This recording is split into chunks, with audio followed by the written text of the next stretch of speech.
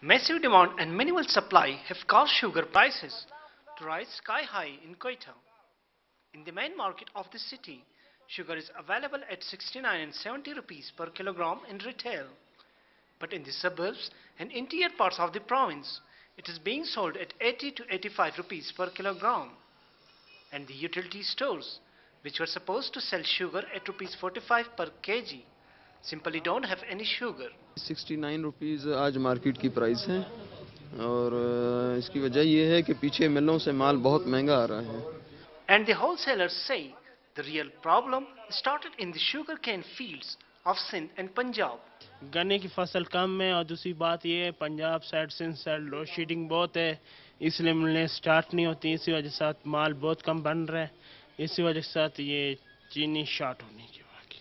But just about everyone has one thing in common.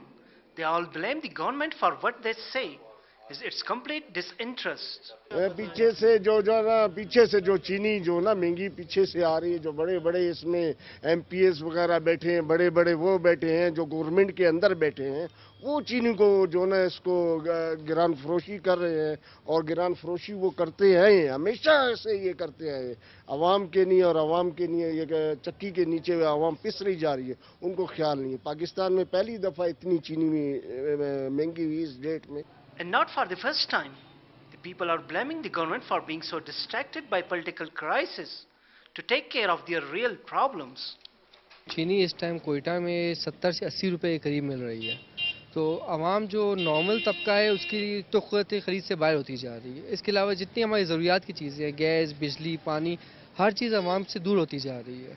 तो हमारी हुकूमत को कम से कम इस पर सोचना चाहिए. हमारे ब्यूरोक्रेट जितने पॉलिटिक्स हैं वो एनआरओ और इस टाइप की चीज़ों के पीछे भाग रहे हैं, जिससे आवाम को कोई रिलीफ नहीं मिल रहा.